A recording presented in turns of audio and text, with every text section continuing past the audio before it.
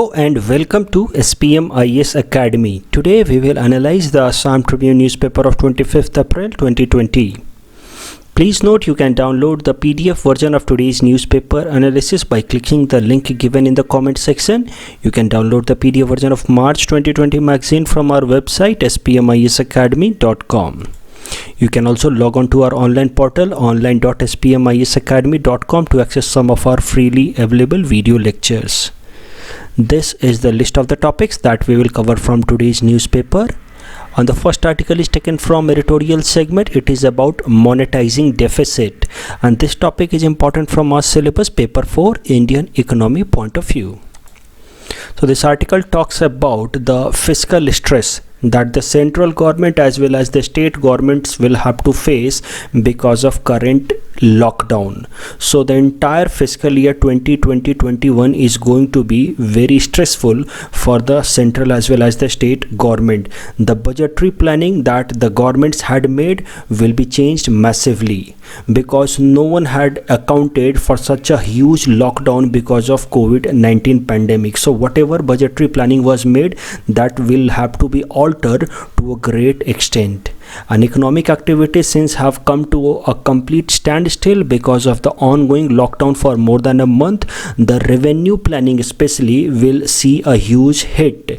जो भी revenue के main sources थे जैसे कि GST, corporation tax, income tax, वो सारे के सारे they are bound to go down drastically.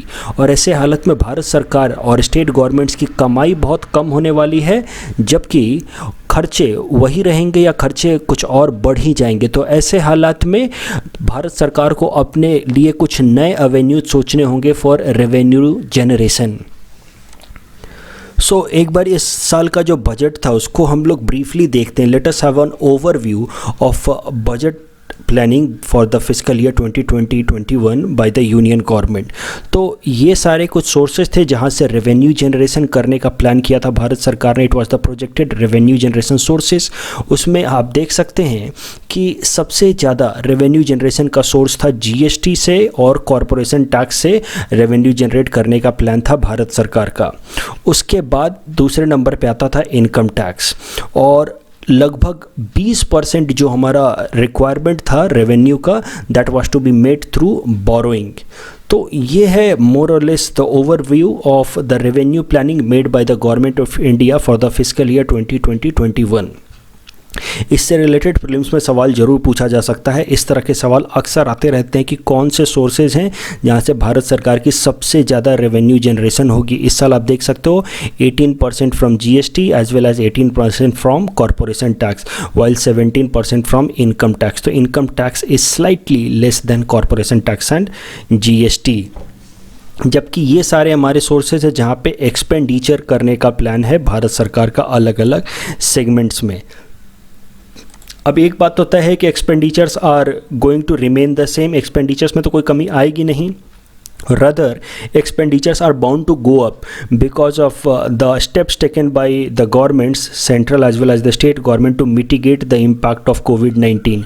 COVID-19 के इम्पैक्ट को कम करने के लिए कई सारे मेडिकल इंस्ट्रूमेंट्स हमने प्रोक्योर किए हैं. उसके अलावा बहुत लॉकडाउन में जो वल्नरेबल सेक्शंस हैं उनके वेलफेयर के लिए स्कीम्स चलाए हैं, प्रधानमंत्री गरीब कल्याण योजना. तो ये सारे एक्सपेंडिचर्स तो भारत सरकार ने इंक्लूड किए नहीं थे, इनकॉर्पोरेट किए नहीं थे इन बजट प्लानिंग. तो ये सारे एक्सपेंडिचर्स तो बढ़ गए हैं, जबकि जो रेवेन्यू है भारत सरकार की, जो कमाई है भारत सरकार की, that is going to go down without doubt.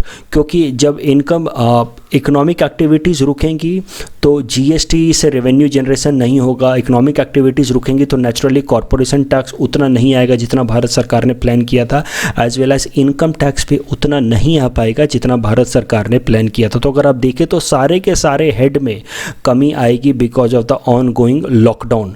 तो revenues are bound to go down while expenditures are bound to go up. That means the government of India as well as the state government will find it stressful to manage their budget in this fiscal year 2020-21. उस हालत में बस एक ही option बच जाता है सरकारों के पास, और वो है अपनी बोरोइंग को इंक्रीज़ करना. तो इस पार्ट को और इंक्रीज कर सकते हैं, ज़्यादा से ज़्यादा वो लोन ले सकते हैं. बट इसकी भी एक लिमिट है। बोरोइंग को इंक्रीज़ करना मतलब फिस्कल डेफिसिट इंक्रीज़ करना। आपने अपने बेसिक इकोनॉमिक्स में ज़रूर पढ़ रखा है, मैंने भी आपको पढ़ा रखा है। Fiscal deficit means the borrowing. तो उसकी भी एक लिमिट है। जो रिक्वायरमेंट है हमारी इकोनॉमी की अभी के टाइम में, उसके हिसाब से एक्सपर्ट्स का मानना है कि अगर हमने अपनी सारी की सारी रिक्वायरमेंट बोरोइंग करके मीट की तो fiscal deficit will suit up to 15%। That is unimaginable. 15% fiscal deficit will be too high. आपको एक बात पता होना चाहिए कि maximum permissible fiscal deficit limit is only 6%। तो ये ऑप्शन तो एक तरह से पॉसिबल नहीं है। पूरा का पूरा फिस्कल डेफिसिट पर रिलाई कर पाना पॉसिबल नहीं है in order to meet the situation or the distressful situation of present time. So दूसरा ऑप्शन है डायरेक्ट मोनेटाइज्ड डेफिसिट। इस ऑप्शन को समझते हैं कि ये क्या है। So direct monetized deficit means the government will ask RBI to print new currency and the government will take the new currency from RBI in form of loan, and in return of that the government will submit some of the government bonds known as GSEC or government security to the RBI, and with this the government will have fund to spend and alleviate the economic distress. सो एक बार इस figure की मदद से समझते हैं। जैसा कि मैंने आपको कहा, मोनेटाइज डेफिसिट में आरबीआई हेल्प करती है भारत सरकार को to meet the budgetary expenditure. तो आरबीआई है और एक तरफ भारत सरकार है, और भारत सरकार को जब पैसों की ज़रूरत होती है तो या तो वो मार्केट से लोन लेते हैं, बोरो करते हैं, जिसको हम फिस्कल डेफिसिट कहते हैं। उसके अलावा अगर आरबीआई मदद करे भारत सरकार की बजटरी एक्सपेंडिचर्स के रिक्वायरमेंट को मीट करने के लिए, तो उसको हम कहते हैं मोनेटाइज्ड डेफिसिट। लेकिन मोनेटाइज्ड डेफिसिट दो तरीके के होते हैं। एक होता है direct monetise deficit. Direct monetise deficit में RBI prints new currency to lend to the government in return of government bonds. तो आरबीआई या तो नई करेंसी छाप दे और वो भारत सरकार को दे, और उसके बदले में भारत सरकार को जीसे गवर्नमेंट सिक्योरिटी आरबीआई को दे, तो उसको हम कहते हैं डायरेक्ट मोनेटाइज डेफिसिट। दूसरा होता है indirect monetise deficit. Indirect monetise deficit में आरबीआई कोई नई करेंसी प्रिंट नहीं करती है। आरबीआई के पास जो ऑलरेडी अवेलेबल करेंसी है उसको वो लोन देती है भारत सरकार को, और उसके बदले में जीसेक लेती है, तो उसको हम कहते हैं इनडायरेक्ट मोनेटाइज डेफिसिट। और अभी का जो करंट सिचुएशन है उसमें इनडायरेक्ट मोनेटाइज डेफिसिट ऑप्शन को भी एक्सप्लोर कर पाना पॉसिबल नहीं है, क्योंकि आरबीआई ने ऑलरेडी कई सारे स्टेप्स लिए हैं। जैसा कि हमने देखा, लॉन्ग टर्म रेपो ऑप्शन लिया है, वेज एंड मीन्स एडवांसेस दे रखे हैं already central and state governments को। तो आरबीआई के पास अब खुद बहुत सारा प्रिंटेड फंड बचा नहीं है। तो अब जो एक ऑप्शन बच जाता है सरकार के पास, state as well as central government के पास, वो है डायरेक्ट मोनेटाइज डेफिसिट। यानी कि आरबीआई को वो रिक्वेस्ट करे कि आरबीआई नई करेंसी प्रिंट करे और वो करेंसी वो भारत सरकार को लोन पे दे, और उसके बदले में भारत सरकार अपनी गवर्नमेंट सिक्योरिटी प्लेज करे टू द आरबीआई। इसको हम कहते हैं डायरेक्ट मोनेटाइज डेफिसिट। अब डायरेक्ट मोनेटाइज डेफिसिट की थोड़ी हिस्ट्री भी समझते हैं। क्या कभी इसको इंडिया में कभी भी इम्प्लीमेंट किया गया है? सो यू विल नो कि डायरेक्ट मोनेटाइज डेफिसिट इंडिया में प्रैक्टिस किया जाता था टिल 1997, लेकिन 1997 के बाद से इसको डिसकंटिन्यू कर दिया गया है। 1994 में सी रंगराजन जो उस टाइम के आरबीआई के गवर्नर थे, और मनमोहन सिंह जी जो उस टाइम के फाइनेंस मिनिस्टर थे, उन दोनों ने 1994 में मिलकर फैसला किया कि बाय 1997 ये जो सिस्टम है डायरेक्ट मोनेटाइज डेफिसिट का, इसको डिसकंटिन्यू कर दिया जाएगा। The reason being direct monetise deficit leads to inflation in the economy. आप इस बात को समझो कि आरबीआई अगर नई करेंसी प्रिंट करेगी और उसको भारत सरकार को देगी, और भारत सरकार उसको लेकर के इंडियन इकोनॉमी में पुश करेगी, लोगों को देगी एमजी नरेगा के तहत, या लोगों को अनएम्प्लॉयमेंट अलाउंस देगी, जैसे भी हो इंडियन इकोनॉमी में वो पैसा पुश करेगी। लेकिन उसके प्रोपोर्शनेट गुड्स एंड सर्विसेज तो हमारी इकोनॉमी में प्रोड्यूस हुए नहीं। तो इस कारण से होगा क्या कि अननेसेसरी इन्फ्लेशन आएगा इकोनॉमी के अंदर। देखो, इन्फ्लेशन का मतलब क्या? General increase in the price of goods and services. और इन्फ्लेशन का एक तरीका हो सकता है when the government puts unnecessary extra money in the Indian economy. In that case it leads to inflation. जब गुड्स एंड सर्विसेज उतने ही हैं, लेकिन आप एक्स्ट्रा पैसा डालोगे इकोनॉमी के अंदर तो naturally it will lead to inflation.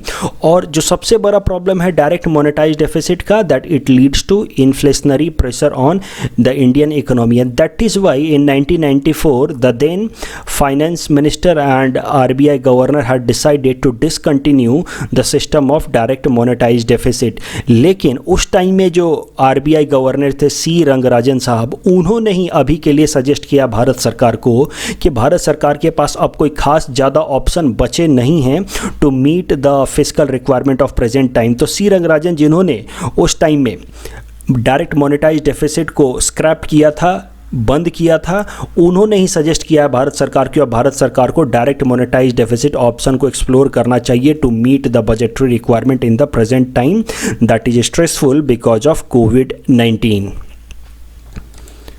The next article is taken from national segment. It is about Panchayati Raj Divas. This topic is important from our syllabus paper 3 governance point of view. So देखो, हर साल 24 अप्रैल को हमारे देश में पंचायती राज दिवस मनाया जाता है, और इसी दिवस के सेलिब्रेशन में कल यानी कि 24 अप्रैल को प्रधानमंत्री मोदी ने इंटरैक्ट किया with sarpanch of different gram panchayat through video conference. और इसी तरह की एक वीडियो कॉन्फ्रेंस में prime minister Modi interacted with gram panchayat sarpanch of छोटो दूध पाटिल गांव पंचायत ऑफ कचार डिस्ट्रिक्ट। तो इस तरीके से हर एक स्टेट से एक या दो सरपंच को सेलेक्ट किया गया, who were selected for interaction with prime minister Modi on this eve of Panchayati Raj Diwas. और असम के तरफ से असम को रिप्रेजेंट किया छोटो दूध पाटिल ग्राम पंचायत के sarpanch from Cachar district, and he interacted with prime minister Modi. अब ये इन्फॉर्मेशन आपके लिए इंपॉर्टेंट नहीं है कि किसने असम को रिप्रेजेंट किया ऑन दिस पंचायती राज दिवस, बट जो फैक्ट जो आपको ध्यान में रखना है that 24 April is celebrated as Panchayati Raj Diwas in India. तो ये भी जरा समझ लेते हैं कि आखिर पंचायती राज दिवस की तरह इस दिन को क्यों मनाया जाता है। ब्रीफली जरा पंचायती राज सिस्टम के बारे में भी समझ लेते हैं। तो देखो, हमारे देश में पुराने ज़माने से, इनफैक्ट मेडिएवल टाइम से, जो लोकल लेवल का गवर्नेंस है वो गांव के लोग ही मिल करके आपस में संभाल लेते थे, क्योंकि जो सेंट्रल लेवल पे सरकारें होती थी they actually meant to rule, they were just to forcefully collect taxes, but they did not pay attention towards administration at local level, at village level. तो गाँव के लोग ही मिल करके अपना basic administration, basic judicial procedure देख लेते थे, और वैसे सिस्टम को कहा जाता था पंचायती राज। पंच मतलब 5, आयत मतलब असेंबली, एंड राज मतलब रूल। तो 5 लोगों की जो सीनियर असेंबली बनाई जाती थी गांव में, जो मिल करके बेसिक एडमिनिस्ट्रेटिव डिसीजन या बेसिक जुडिशियल डिस्प्यूट्स को रिजॉल्व कर लेते थे, जिसको हम पंचायती राज सिस्टम कहते थे। So point that I am trying to make that Panchayati Raj is an old tradition of Indian village system. लेकिन इस पंचायती राज सिस्टम को एक कॉन्स्टिट्यूशनल स्टेटस दिया गया इन 1993, जब पंचायती राज एक्ट पास किया गया, और उसके साथ साथ कॉन्स्टिट्यूशन के अंडर 73rd अमेंडमेंट एक्ट करके पंचायती राज सिस्टम को कॉन्स्टिट्यूशनल रिकॉग्निशन दे दिया गया, और ग्राम पंचायत और इन सब को कॉन्स्टिट्यूशनल रिकॉग्निशन दे दिया गया। And this Panchayati Raj amendment act was enacted on 24 April 1993। देखो, ये पूरा का पूरा पंचायती राज सिस्टम, उनके क्या प्रोसीजर हैं, कैसे वो वर्क करते हैं, उनका क्या ज्यूरिडिक्शन है, ये सब कुछ हम लोग अपने बेसिक पॉलिटी क्लास में तो पढ़ते ही हैं। यहाँ आपको बस डेट याद रखना है that on 24 April 1993 the Panchayati Raj system came into existence as a constitutional body, and that is why this day is celebrated as national Panchayati Raj day. देखो, जब से ये बनाया गया था 1993 से, तब से इसको सेलिब्रेट नहीं किया जा रहा है। In 2010 it was decided that this 24 April 1993 will be celebrated as national Panchayati Raj day, और तब से इस दिन को नेशनल पंचायती राज डे की तरह मनाया जाता है हमारे देश में। और इस बार प्रधानमंत्री मोदी ने कई सारे ग्राम पंचायत के सरपंचों से बात की कल, यानी कि पंचायती राज दिवस के अवसर पे, और सारे उनके इंटरैक्शन में एक चीज़ कॉमन थी that prime minister Modi emphasised on the need of self reliance. उन्होंने सारे ग्राम पंचायत के सरपंचों को एक ही बात बताई कि ये जो COVID-19 का क्राइसिस हम फेस कर रहे हैं, इसका कोई अभी तक मेडिकल सॉल्यूशन नहीं है। तो सेल्फ डिसिप्लिन और कॉशियस अप्रोच ही एक तरीका है इसको बढ़ने से रोकने का। और इसके लिए उन्होंने ग्राम पंचायत के लेवल पर सरपंचों से रिक्वेस्ट की कि वो गांव के लोगों को ज़्यादा से ज़्यादा अवेयर बनाएं about the effectiveness of social distancing और उनको ज़्यादा से ज़्यादा केयरफुल करें about curbing the covid outbreak. The next article is taken from economy segment and it is about escape clause of FRBM Act. This topic is again important from our syllabus paper 4 Indian economy point of view. So देखो इस article को हमने जो पहला article cover किया है आज के दिन उन दोनों को जोड़ करके हम पढ़ेंगे। पहले आर्टिकल में भी हमने देखा कि भारत सरकार और state governments are going to face some fiscal constraint because of this कोविड-19। कमाई हमारी कम हो रही है और खर्चे हमारे बढ़ रहे हैं। अब ये जो डिफरेंस है इसको कैसे मीट किया जाए, that is the bigger challenge that the government of India is going to face in coming times. और इसके लिए वहाँ पे हमने देखा कि सी रंगराजन साहब ने सजेस्ट किया to go for monetised deficit और इस पर N K. Singh who is chairman of 15th finance commission उन्होंने कहा कि मोनेटाइज डेफिसिट तो कर सकती है भारत सरकार according to section 5 of FRBM act. So the point that he tried to make that monetised deficit is legal, Bharat सरकार कर सकती है, it is allowable under section 5 of FRBM act. लेकिन उन्होंने सजेस्ट किया कि monetise deficit won't be a better option, क्योंकि वहाँ भी हमने डिस्कस किया था monetise deficit will unnecessary lead to inflation in Indian economy. तो एन.के. सिंह ने सजेस्ट किया है that government of India should go for escape clause, it should explore the option of escape clause provided under FRBM Act and it should not go for monetized deficit। तो इसको भी ज़रा समझते हैं कि आखिर ये एस्केप क्लॉज क्या है FRBM एक्ट का। तो उसको समझने के लिए पहले हमें ज़रा सा briefly FRBM act that is fiscal responsibility and budgetary management act 2003 को समझना चाहिए। So this act was brought in 2003 और इस एक्ट का पर्पस था कि भारत सरकार की जो बजटरी प्लानिंग है उसमें डिसिप्लिन लाया जाए। देखो जो भी हम फिस्कल डेफिसिट लेती है हमारी भारत सरकार, that means it is the difference between its expenditure and revenue, जितनी कमाई हुई और जितना वो खर्चा करने वाले हैं उसके बीच के डिफरेंस को ही हम कहते हैं फिस्कल डेफिसिट। और वो फिस्कल डेफिसिट जो अमाउंट है that is made by borrowing. तो अगर अनसस्टेनेबल तरीके से बोरोइंग करते रही भारत सरकार या अनसस्टेनेबल तरीके से फिस्कल डेफिसिट करते रही भारत सरकार, तो लॉन्ग रन में it might become too difficult for the government of India to pay the interest amount on that overall debt, तो जिसको हम लोग नेशनल डेट कहते हैं। तो the debt to GDP ratio will be very high. ये already हम पढ़ चुके हैं। हर साल जो हम फिस्कल डेफिसिट लेते हैं यानी कि हर साल जो हम बोरोइंग करते हैं that ultimately accumulate to overall national debt. तो नेशनल डेट पे हमें इंटरेस्ट चुकाना पड़ता है, so that will become unsustainable. So in order to make our expenditures discipline, हमने एक एक्ट लाया 2003 में जिसका नाम था FRBM एक्ट, जिसमें भारत सरकार ने टारगेट सेट कर दिए कि आप इससे ज़्यादा एक साल में बोरोइंग कर नहीं सकते। तो वो टारगेट ज़रा देखते हैं and that was a law made by the parliament in order to make the government of India more discipline in its budget making. तो ज़रा टारगेट्स देखते हैं। Revenue deficit was to be eliminated by 2009, यानी कि revenue deficit बिल्कुल zero होना चाहिए, जबकि fiscal deficit was allowed up to 3% of GDP by March 2008।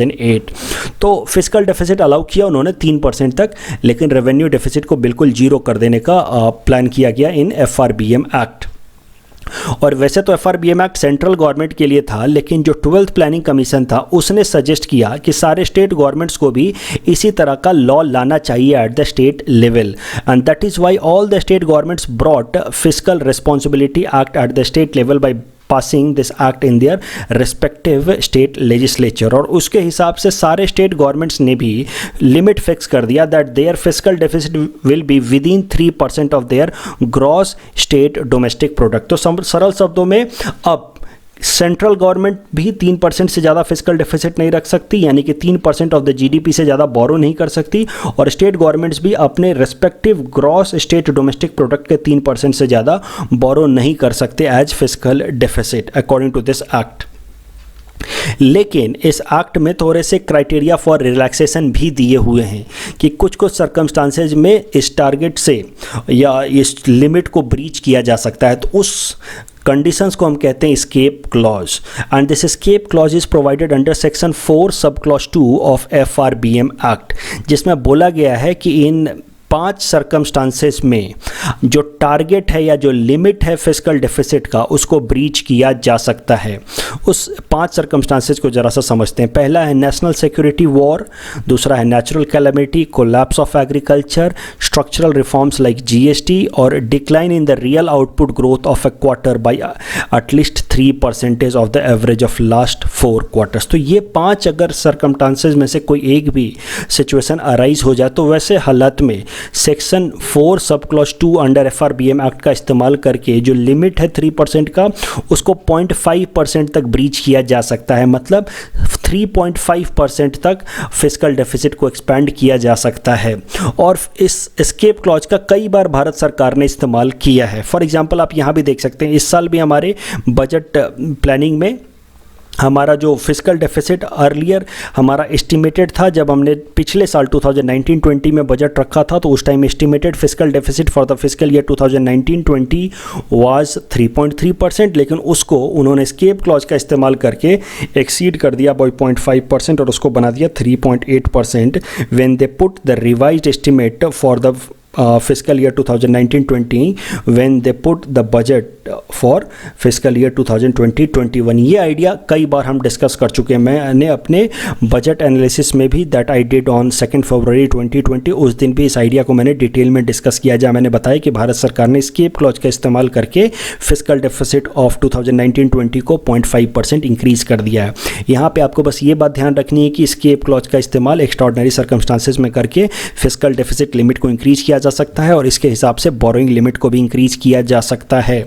और एनके सिंह साहब यही सजेस्ट कर रहे हैं कि ये जो प्रेजेंट ऑन गोइंग सिचुएशन है कोविड-19 crisis that can be treated as और classified as one of the natural calamity, और वैसे हालात में escape clause of FRBM act could be triggered और जो भी हमारी सेंट्रल गवर्नमेंट है और जितने भी हमारे स्टेट गवर्नमेंट्स हैं उस एस्केप क्लॉज का इस्तेमाल करके अपनी फिस्कल डेफिसिट लिमिट को 0.5% इंक्रीज कर सकती है और 3.5% तक बोरोइंग कर सकती है, यानी कि एक्स्ट्रा बोरोइंग करके वो अपनी एक्स्ट्रा बजट रिक्वायरमेंट को मीट करें rather than going for monetised deficit. So NK Singh suggests that escape clause option or higher fiscal deficit option is better than monetized deficit। लेकिन इस अप्रोच में भी कुछ इश्यूज़ हैं, उसको भी ज़रा समझते हैं। What are the issues associated with escape clause option? एक तो देयर इज़ ए लिमिट कि बस 0.5% ऑफ द GDP का एक्स्ट्रा फंडिंग में be allowed under escape clause.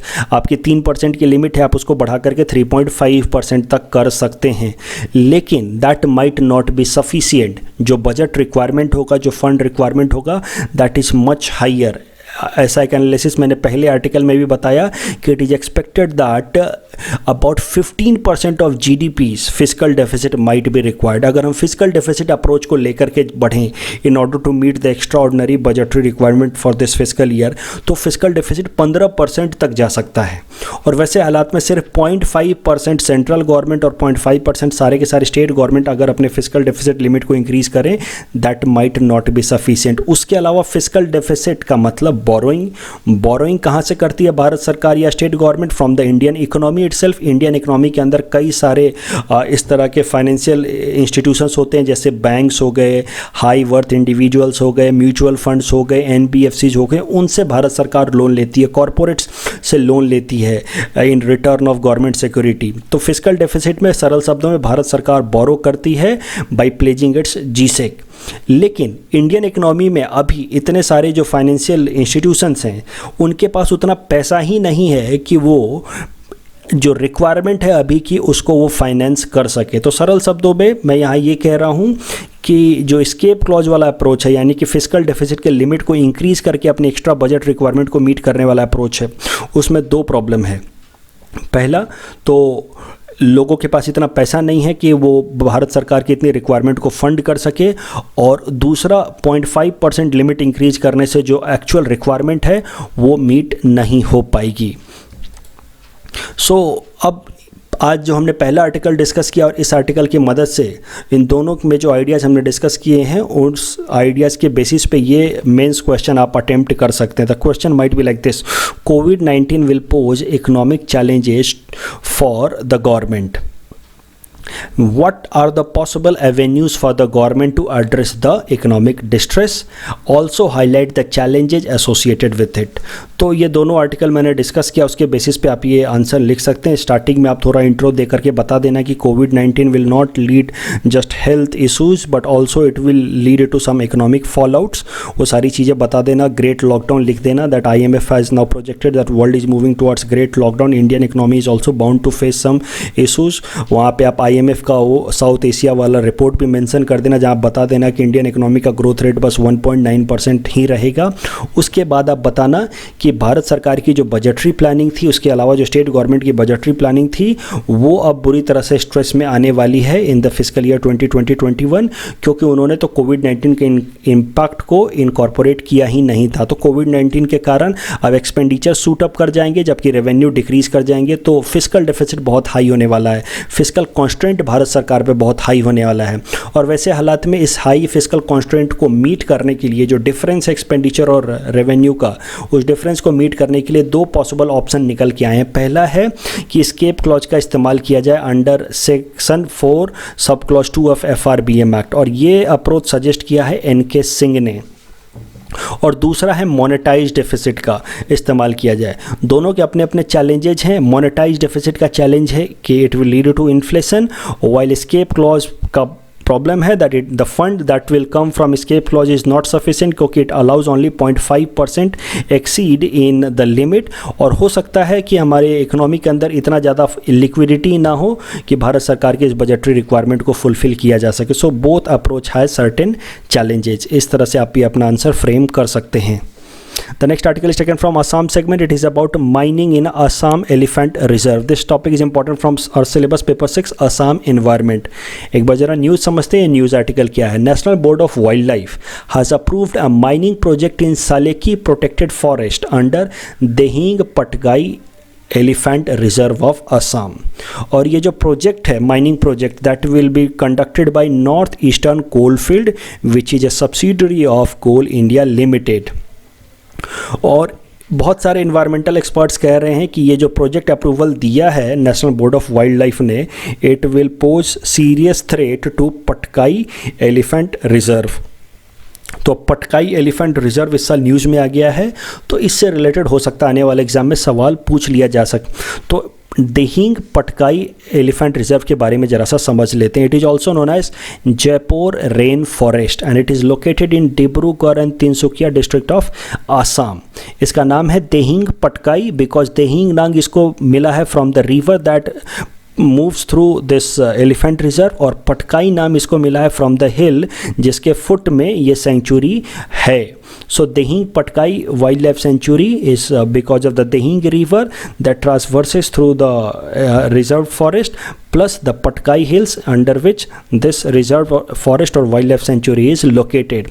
यहाँ के फ्लोरा फोनास के बारे में भी समझ लेते हैं. तो फोनास मतलब एनिमल्स के बारे में भी ब्रीफली समझ लेते हैं. कुछ पेक्यूलियर फीचर्स देखते हैं जो एग्जाम में पूछा जा सके. It is the only wild life sanctuary in India which is home to 7 different species of wild cats, that is tiger, leopard, clouded leopard, leopard cat, golden cat, jungle cat and marble cat. आप कोई सारे सातों नाम याद मत रखो, लेकिन ये सवाल जरूर पूछा जा सकता है कि कौन सा ऐसा एकमात्र वाइल्ड लाइफ सेंचुरी है जहाँ पे हर तरह के species of leopard wild cats पाए जाते हैं. The answer is Dehing Patkai elephant reserve. उसके अलावा Assamese macaque is found here. It is a kind of primate that is found in this forest and it is classified as endangered species in IUCN red data book. जहाँ तक यहाँ के floras का सवाल है, the Dehing Patkai is a deciduous rain forest. इस बात को ध्यान रखेंगे. उसके अलावा national board of wild life जिसने इस प्रोजेक्ट को अप्रूव किया उसके बारे में भी जरा समझ लेते हैं. National board of wild life मैं पहले भी डिस्कस कर चुका हूँ. It's a statutory body under wild life protection act 1972 and it works under ministry of environment, forest and climate change. National board of wild life is chaired by prime minister and it is responsible for promotion of conservation and development of wildlife and forest. एक बात आपको ध्यान रखनी है that this board is just advisory in nature. It just give advice to the government on policy making for conservation of wildlife. लेकिन ये बस कहने का है advisory in nature. आपको पता है कि national board of wild life के जो चेयरमैन है वो प्राइम मिनिस्टर हैं, तो एक बार national board of wildlife suggestion देगी भारत सरकार को, तो इसका मतलब है कि प्राइम मिनिस्टर सजेशन दे रहे हैं प्राइम मिनिस्टर को, तो वो एडवाइस तो फॉलो होना ही होना है. बट फिर भी अगर ये स्टेटमेंट लिख के आया that national board of wild life is advisory in nature, that statement will be true. उसके अलावा एक बात आपको ध्यान रखनी है कि national board of wild life की अलग अलग स्टैंडिंग कमेटी बनाई जाती है, तो हर छोटे मोटे डिसीजन लेने के लिए हर बार चेयरमैन उसके प्राइम मिनिस्टर नहीं होते हैं, उसकी छोटी सी कमेटी बनाई जाती है national board of wild life की, और उस स्टैंडिंग कमेटीज़ के चेयरमैन होते हैं environment minister, not the prime minister. और स्टैंडिंग कमेटी का पर्पस होता है कि कोई अगर डेवलपमेंट प्रोजेक्ट लाया जा रहा है, कोई रोड बनाना है, माइनिंग प्रोजेक्ट लाना है किसी भी प्रोटेक्टेड फॉरेस्ट में, तो उस प्रोजेक्ट का अप्रूवल देना या उसके अप्रूवल को रिजेक्ट करना. तो इसी तरह की एक स्टैंडिंग कमेटी जिसके चेयरमैन थे इन्वायरमेंट मिनिस्टर, उन्होंने अप्रूवल दिया है to this mining project to be conducted in Dehing Patkai wild life sanctuary. आपको ध्यान रखना है that standing committee approves all the project falling within a protected wildlife area और within 10 kilometre of them. तो कोई भी protected wildlife area और उसके 10 किलोमीटर के रेडियस में कोई भी डेवलपमेंट प्रोजेक्ट बिना standing committee of national board of wild life के अप्रूवल के नहीं लिया जा सकता है. और standing committee of national board of wild life is chaired by environment minister. In our segment 400 most probable topics for upcoming UPSC prelims 2020, today we'll cover topic number 221 to 225. Topic number 221 is Bharat 22. Bharat 22 is an exchange traded fund launched by Finance Ministry. An exchange traded fund is a marketable security that tracks a stock index, a commodity, bond or a basket of assets. Its trading value is based on net asset value of underlying stock that it represents. Bharat 22 comprises 22 stocks including those of central PSUs, banks. देखो सरल शब्दों में मैं इसका मतलब बता दूं. 22 भारत सरकार की कंपनियों का शेयर एक साथ मिला करके एक डेरिवेटिव बनाया गया है जिसको सेल किया जाता है भारत 22 या भारत 22 एक्सचेंज ट्रेडेड फंड. देखो इस क्यों बनाया जाता है इसका पर्पस भी मैं ब्रीफली समझा देता हूँ. अब जैसे जो प्रॉफिट मेकिंग कंपनियाँ हैं IOCL, उसके शेयर्स के प्राइस ज़्यादा हैं, जबकि लॉस मेकिंग कंपनियाँ हैं BSNL, उसके शेयर्स के प्राइस बहुत कम हैं. तो BSNL के शेयर्स कोई ख़रीदना नहीं चाहता, IOCL के सब खरीदना चाहते हैं, NTPC के सब खरीदना चाहते हैं. तो BSNL का 1 या 2 शेयर ले लिया, NTPC का 1-2 शेयर लेकर के इस तरह से 22 भारत सरकार की कंपनियों के शेयर्स मिला करके एक उन्होंने फाइनेंशियल इंस्ट्रूमेंट बनाया जिसका नाम रखा उन्होंने भारत 22 एक्सचेंज ट्रेडेड फंड, और उसको अब सेल कर रही है भारत सरकार. उसको हम कहते हैं एक्सचेंज ट्रेडेड फंड. अब आपको इसका मतलब समझ आएगा. Bharat 22 comprises of 22 stocks including those of central PSUs and banks holding under specified undertaking of unit trust of India. तो 22 अलग अलग कंपनियों के शेयर्स एक साथ लाकर के एक फाइनेंशियल इंस्ट्रूमेंट बनाया है जिसको कहा है Bharat 22. Different projects under financial sector, that is topic number 222. In 3 projects को जरा ध्यान में रखना, इनसे रिलेटेड सवाल पूछा जा सकता है. पहला है इंद्रधनुष स्कीम. मैंने अपने बेसिक इकोनॉमिक क्लास में इसको डिटेल में पढ़ाया है, फिर भी ध्यान रखो.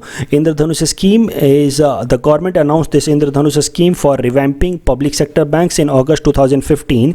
द प्लान envisaged infusion of capital in public sector banks by the government of India in tune of rupees 70,000 crore over 4 financial years. उसके अलावा प्रोजेक्ट सशक्त, it is a 5-pronged strategy towards resolution of stressed assets in public sector banks as per recommendation of Sunil Mehta committee. Under 5-pronged strategies were MSME approach, bank led resolution, IBC approach, asset management company led resolution, asset trading platform. तीसरा है project insight. It is an initiative by income tax department to mine big datas from social media to scrutinize potential tax evaders.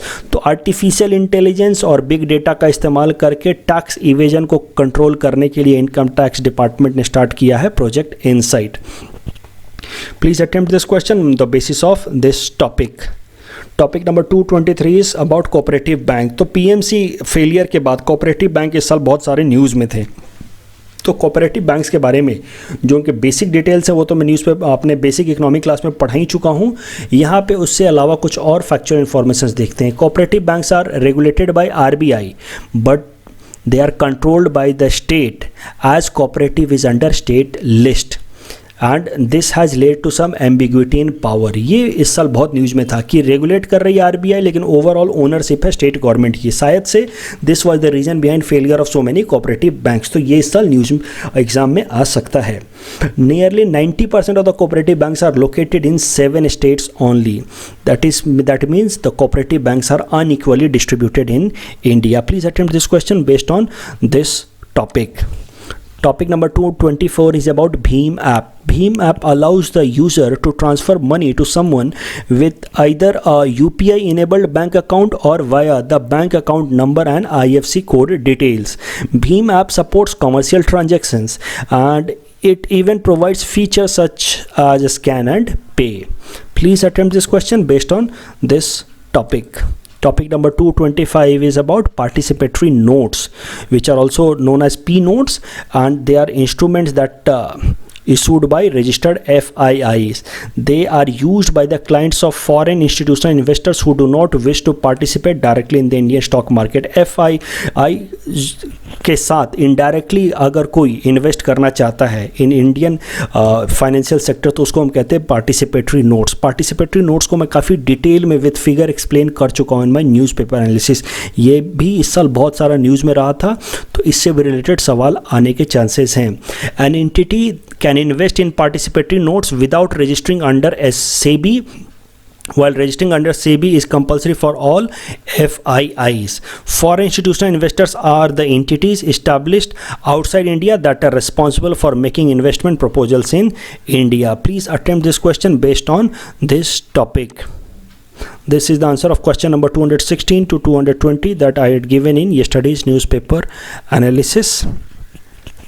Today's question, that is question number 221 to 225, can be attempted by you people and you can give your answer in the comment section। I will be giving an answer of these questions in tomorrow's newspaper analysis। That's all from our side for today। Thanks for watching।